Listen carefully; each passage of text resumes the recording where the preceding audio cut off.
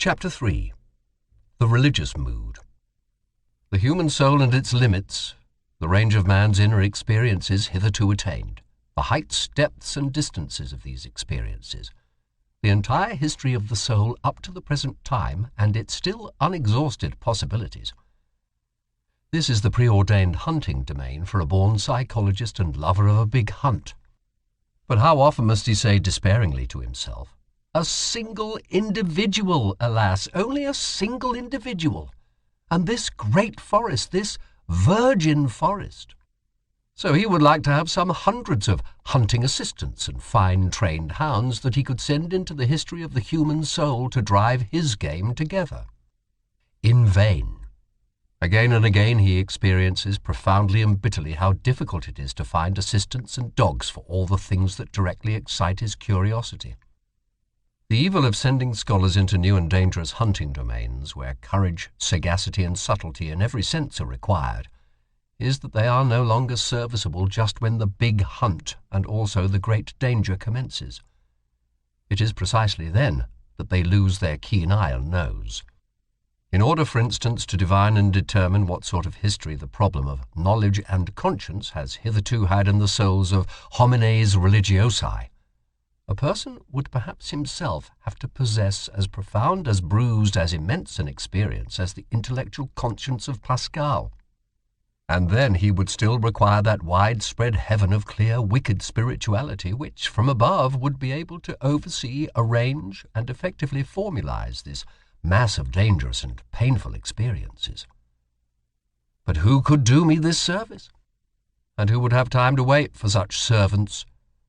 They evidently appear too rarely, they are so improbable at all times. Eventually one must do everything oneself in order to know something, which means that one has much to do. But a curiosity like mine is once for all the most agreeable of vices, pardon me. I mean to say that the love of truth has its reward in heaven and already upon earth. Faith, such as early Christianity desired, and not infrequently achieved in the midst of a sceptical and southernly free-spirited world, which had centuries of struggle between philosophical schools behind it and in it, counting besides the education intolerance which the Imperium Romanum gave, this faith is not that sincere, austere slave faith by which perhaps a Luther or a Cromwell or some other northern barbarian of the spirit remained attached to his God and Christianity. It is much rather the faith of Pascal, which resembles in a terrible manner a continuous suicide of reason, a tough, long-lived, worm-like reason which is not to be slain at once and with a single blow. The Christian faith from the beginning is sacrifice, the sacrifice of all freedom, all pride, all self-confidence of spirit. It is, at the same time, subjection, self-derision, and self-mutilation. There is cruelty and religious Phoenicianism in this faith, which is adapted to a tender, many-sided, and very fastidious conscience. It takes for granted that the subjection of the spirit is indescribably painful, that all the past and all the habits of such a spirit resist the absurdissimum in the form of which faith comes to it.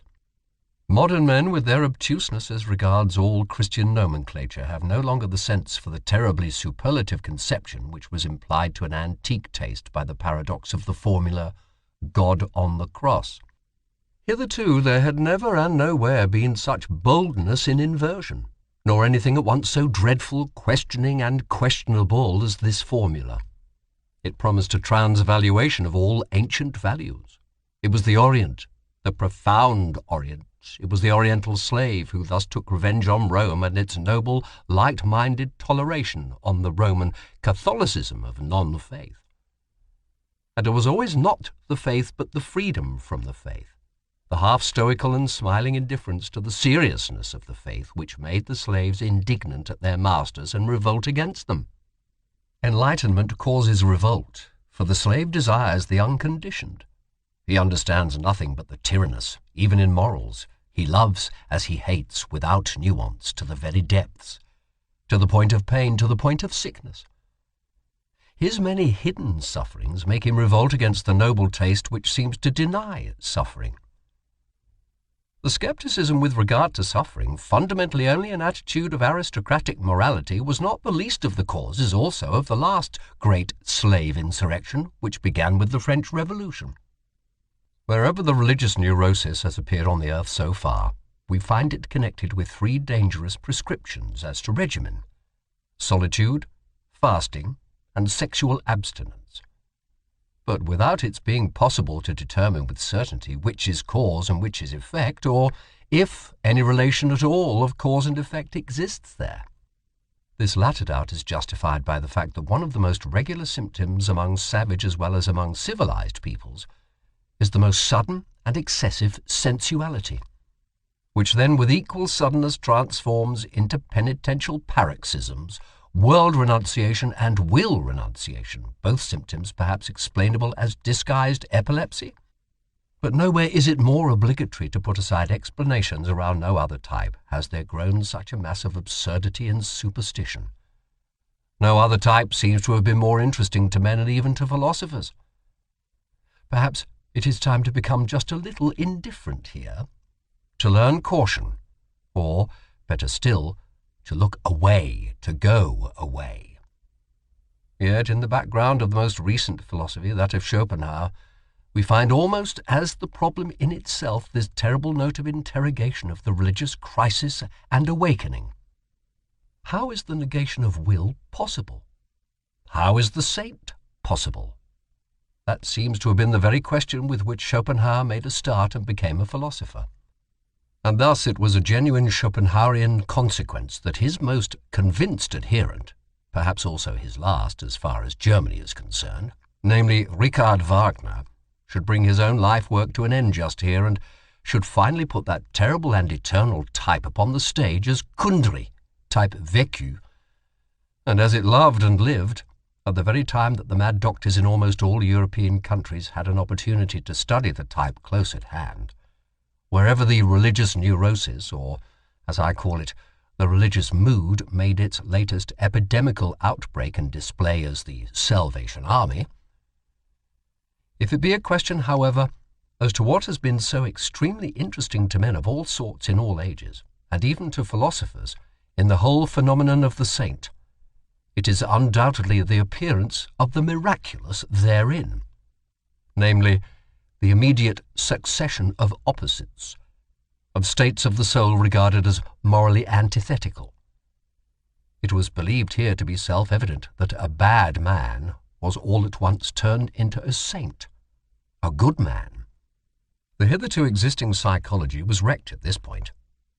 Is it not possible it may have happened principally because psychology had placed itself under the dominion of morals, because it believed in oppositions of moral values, and saw, read, and interpreted these oppositions into the text and facts of the case? What? Miracle only an error of interpretation? A lack of philology?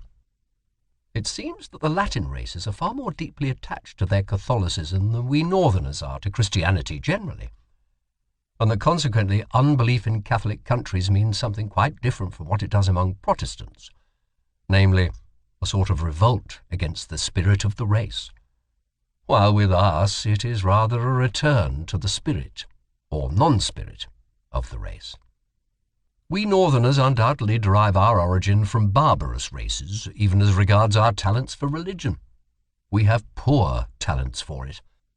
One may make an exception in the case of the Celts, who have theretofore furnished also the best soil for Christian infection in the north. The Christian ideal blossomed forth in France as much as ever the pale sun of the north would allow it. How strangely pious for our taste are still these later French sceptics whenever there is any Celtic blood in their origin. How Catholic, how un-German does Auguste Comte's sociology seem to us with the Roman logic of its instincts. How Jesuitical that amiable and shrewd Cicerone of Port-Royal Sainte-Beuve in spite of all his hostility to Jesuits. And even Ernest Renan. How inaccessible to us Northerners does the language of such a Renan appear, in whom every instant the merest touch of religious thrill throws his refined, voluptuous, and comfortably couching soul off its balance.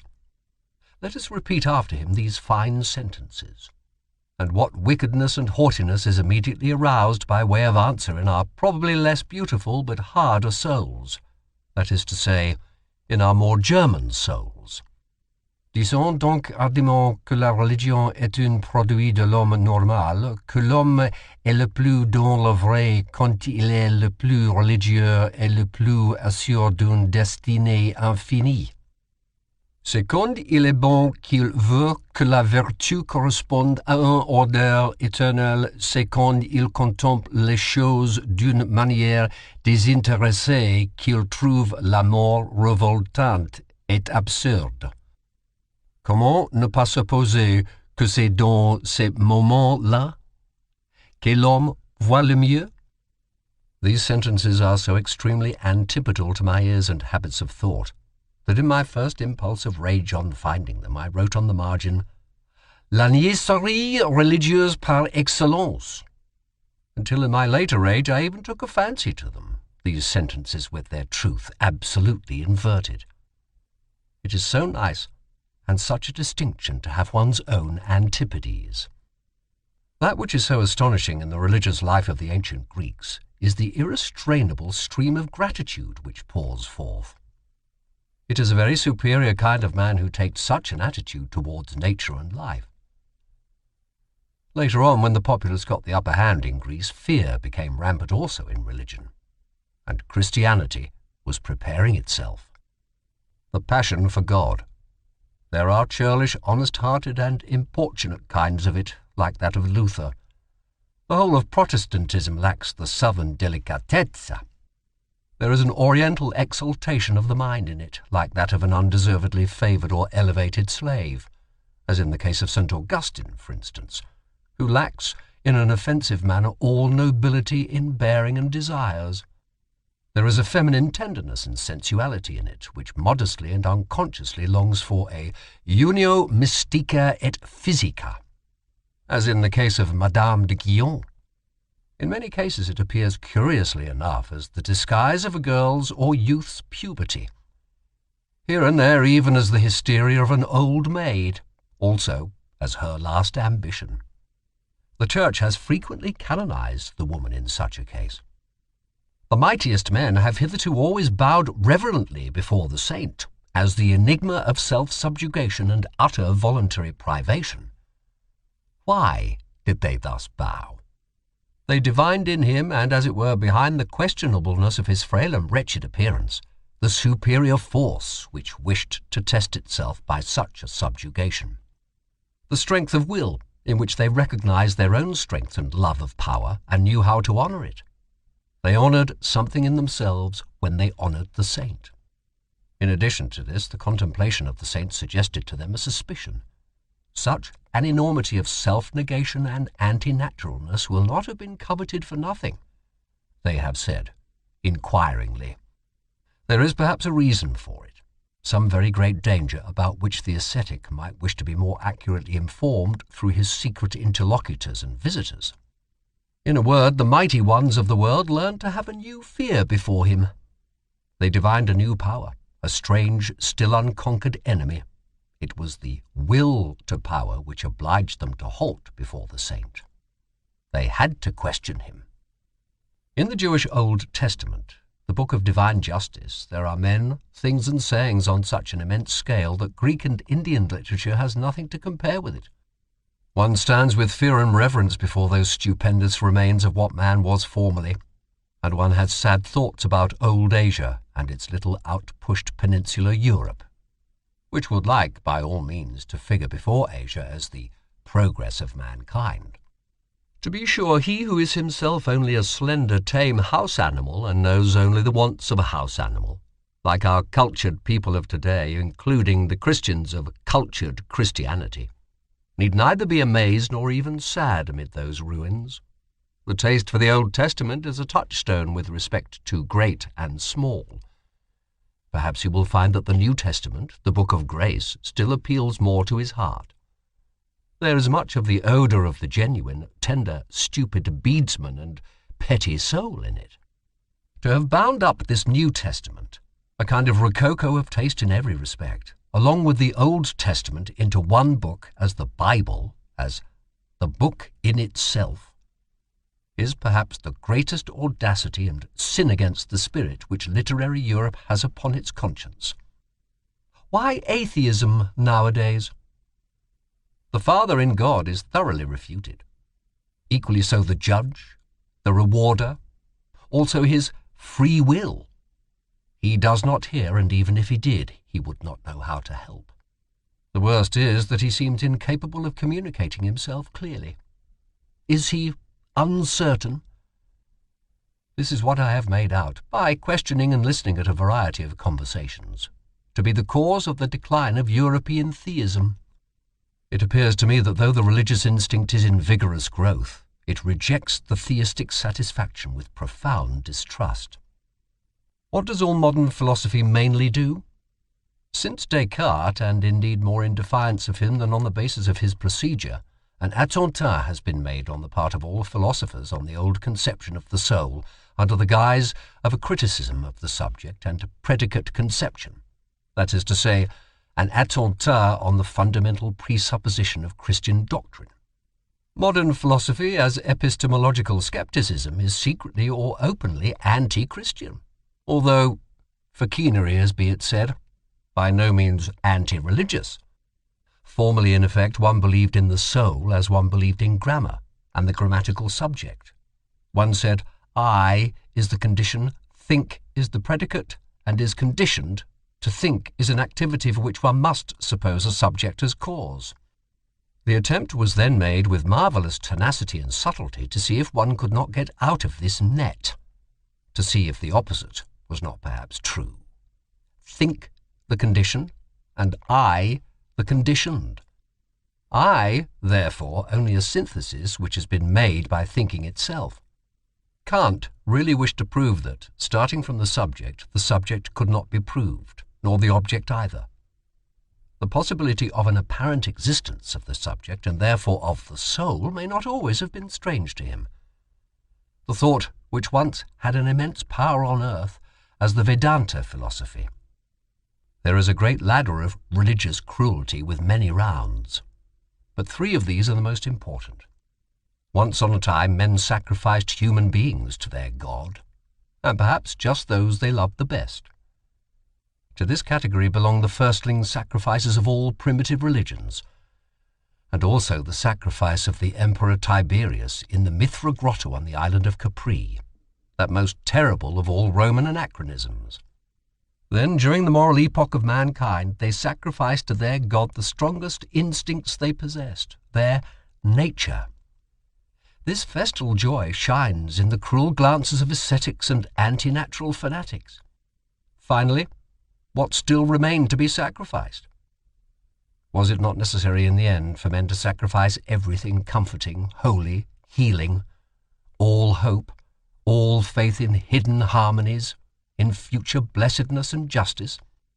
Was it not necessary to sacrifice God himself, and out of cruelty to themselves to worship stone, stupidity, gravity, fate, nothingness? To sacrifice God for nothingness? This paradoxical mystery of the ultimate cruelty has been reserved for the rising generation. We all know something thereof already. Whoever, like myself, prompted by some enigmatical desire, has long endeavoured to go to the bottom of the question of pessimism and free it from the half-Christian, half-German narrowness and stupidity in which it has finally presented itself to this century, namely, in the form of Schopenhauer's philosophy. Whoever with an Asiatic and super-Asiatic eye has actually looked inside, and into the most world-renouncing of all possible modes of thought, beyond good and evil and no longer like Buddha and Schopenhauer under the dominion and delusion of morality. Whoever has done this has perhaps just thereby, without really desiring it, opened his eyes to behold the opposite ideal. The ideal of the most world-approving, exuberant and vivacious man, who has not only learnt to compromise and arrange with that which was and is, but wishes to have it again as it was and is for all eternity, insatiably calling out da capo, not only to himself, but to the whole piece and play. and not only the play, but actually to him who requires the play and makes it necessary. Because he always requires himself anew and makes himself necessary. What? And this would not be circulus vitiosus Deus? The distance, and as it were the space around man, grows with the strength of his intellectual vision and insight. His world becomes profounder. New stars, new enigmas and notions are ever coming into view. Perhaps everything on which the intellectual eye has exercised its acuteness and profundity has just been an occasion for its exercise, something of a game, something for children and childish minds. Perhaps the most solemn conceptions that have caused the most fighting and suffering, the conceptions God and sin, will one day seem to us of no more importance than a child's plaything or a child's pain seems to an old man.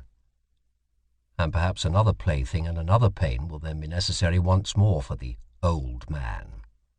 Always childish enough, an eternal child.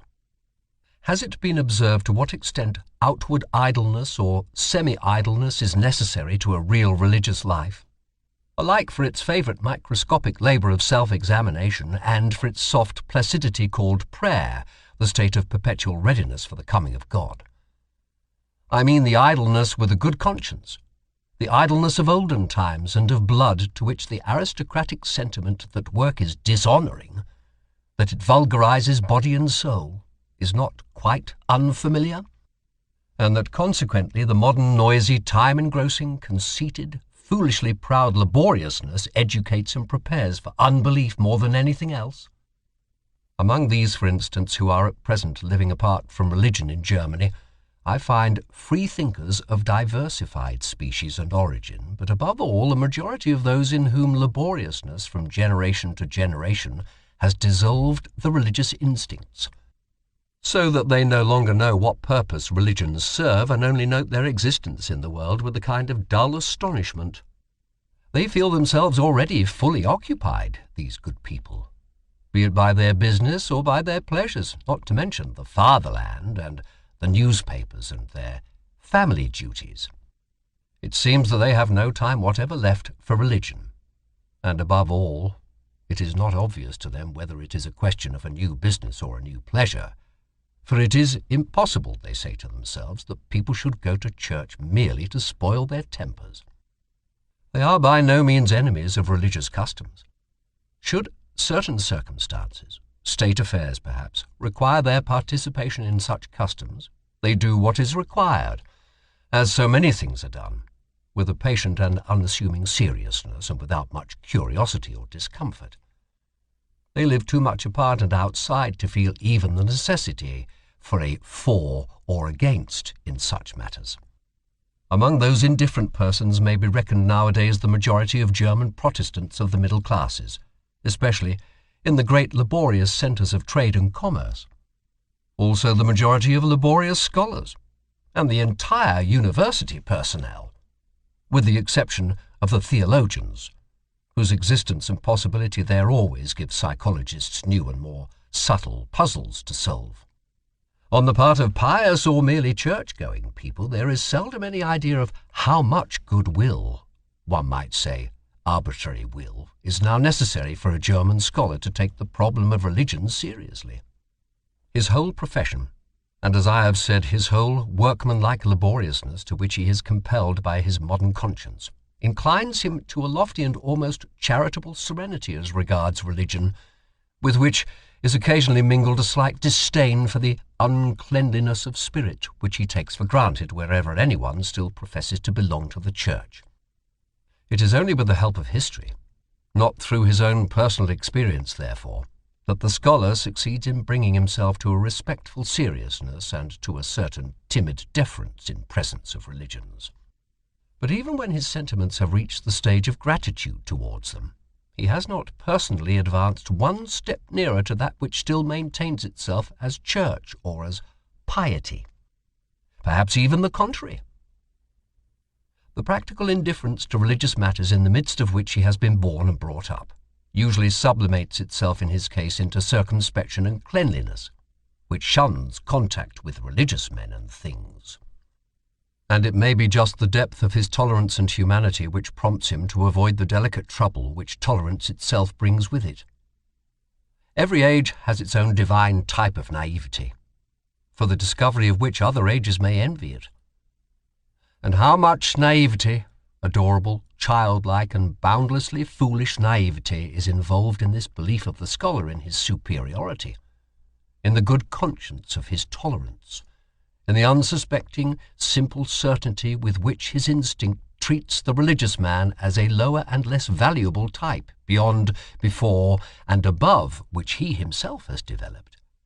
He, the little arrogant dwarf and mob man, the sedulously alert head and hand drudge of ideas, of modern ideas.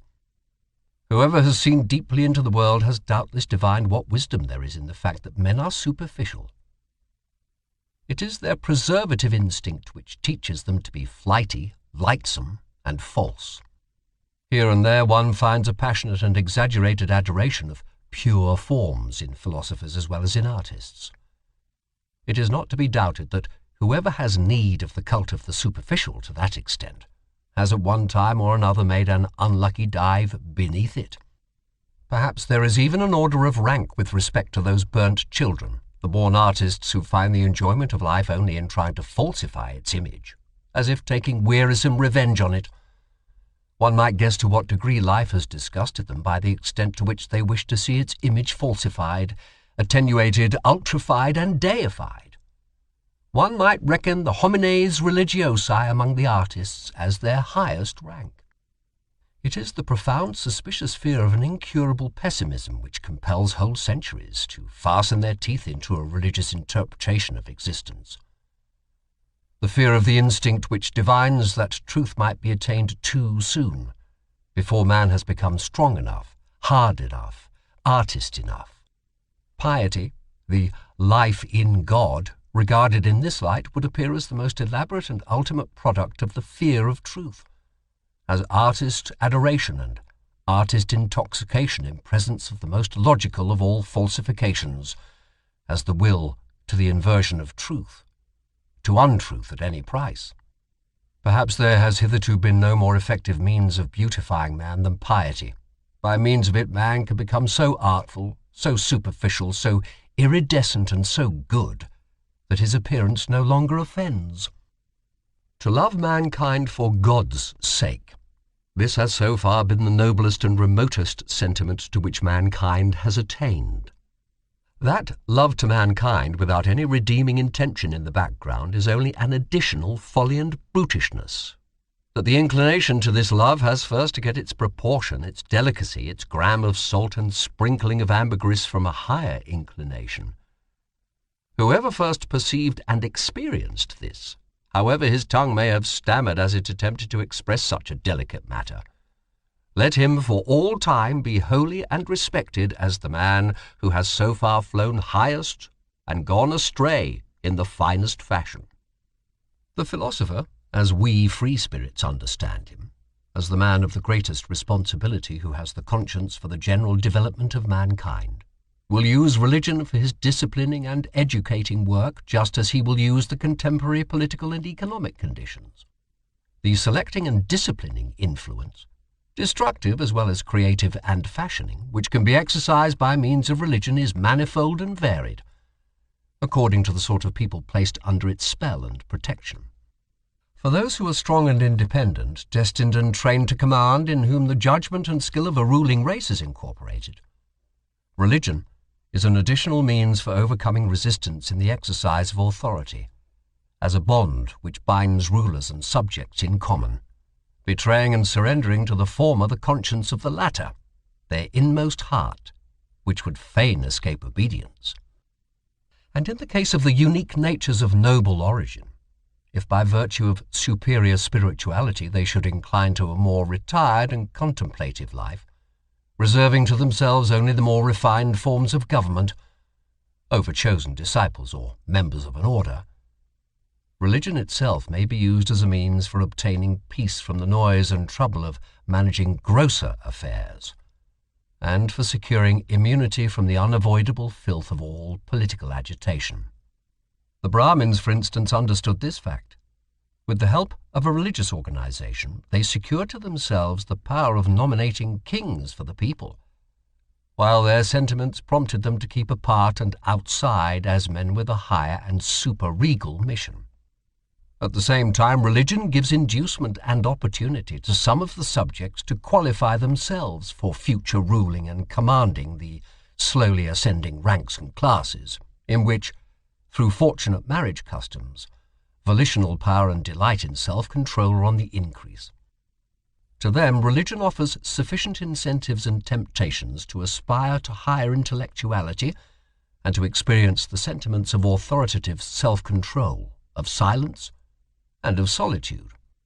Asceticism and Puritanism are almost indispensable means of educating and ennobling a race which seeks to rise above its hereditary baseness and work itself upwards to future supremacy.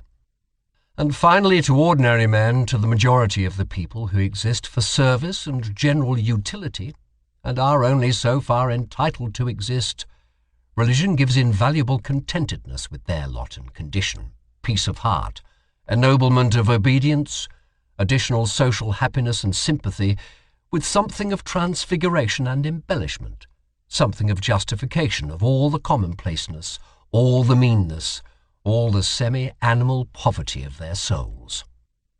Religion, together with the religious significance of life, sheds sunshine over such perpetually harassed men and makes even their own aspect endurable to them. It operates upon them as the Epicurean philosophy usually operates upon sufferers of a higher order, in a refreshing and refining manner, almost turning suffering to account, and in the end, even hallowing and vindicating it. There is perhaps nothing so admirable in Christianity and Buddhism as their art of teaching even the lowest to elevate themselves by piety to a seemingly higher order of things, and thereby to retain their satisfaction with the actual world in which they find it difficult enough to live, this very difficulty being necessary. To be sure, to make also the bad counter-reckoning against such religions and to bring to light their secret dangers, the cost is always excessive and terrible when religions do not operate as an educational and disciplinary medium in the hands of the philosopher, but rule voluntarily and paramountly when they wish to be the final end and not a means along with other means. Among men, as among all other animals, there is a surplus of defective, diseased, degenerating, infirm, and necessarily suffering individuals. The successful cases among men also are always the exception. And in view of the fact that man is the animal not yet properly adapted to his environment, the rare exception. But worse still, the higher the type a man represents, the greater is the improbability that he will succeed. The accidental, the law of irrationality in the general constitution of mankind, manifests itself most terribly in its destructive effect on the higher orders of men, the conditions of whose lives are delicate, diverse, and difficult to determine. What, then, is the attitude of the two greatest religions above mentioned to the surplus of failures in life? They endeavor to preserve and keep alive whatever can be preserved. In fact, as the religions for sufferers, they take the part of these upon principle. They are always in favor of those who suffer from life as from a disease, and they would fain treat every other experience of life as false and impossible. However highly we may esteem this indulgent and preservative care, inasmuch as in applying to others it has applied and applies also to the highest and usually the most suffering type of man, the hitherto paramount religions, to give a general appreciation of them, are among the principal causes which have kept the type of man upon a lower level. They have preserved too much that which should have perished. One has to thank them for invaluable services, and who is sufficiently rich in gratitude not to feel poor at the contemplation of all that these spiritual men of Christianity have done for Europe hitherto. But when they have given comfort to the sufferers, courage to the oppressed and despairing, a staff and support to the helpless, and when they had allured from society into convents and spiritual penitentiaries the broken-hearted and distracted, what else had they to do in order to work systematically in that fashion and with good conscience for the preservation of all the sick and suffering, which means, in deed and in truth, to work for the deterioration of the European race? To reverse all estimates of value, that is what they had to do. And to shatter the strong, to spoil great hopes, to cast suspicion on the delight in beauty, to break down everything autonomous, manly, conquering and imperious, all instincts which are natural to the highest and most successful type of man, into uncertainty, distress of conscience, and self-destruction. Forsooth, to invert all love of the earthly and of supremacy over the earth into hatred of the earth and earthly things, that is the task the Church imposed on itself, and was obliged to impose until, according to its standard of value, unworldliness, unsensuousness, and higher man fused into one sentiment. If one could observe the strangely painful, equally coarse and refined comedy of European Christianity with the derisive and impartial eye of an Epicurean god, I should think one would never cease marvelling and laughing. Does it not actually seem that some single will has ruled over Europe for 18 centuries in order to make a sublime abortion of man? He, however, who, with opposite requirements, no longer Epicurean, and with some divine hammer in his hand, could approach this almost voluntary degeneration and stunting of mankind, as exemplified in the European Christian, Pascal, for instance, would he not have to cry aloud with rage, pity, and horror, "Oh, you bunglers, presumptuous, pitiful bunglers, what have you done? Was that a work for your hands? How have you hacked and botched my finest stone? What have you presumed to do?" I should say that Christianity has hitherto been the most portentous of presumptions. Men not great enough nor hard enough to be entitled as artists to take part in fashioning man. Men not sufficiently strong and far-sighted to allow with sublime self-constraint the obvious law of the thousand-fold failures and perishings to prevail. Men not sufficiently noble to see the radically different grades of rank and intervals of rank that separate man from man.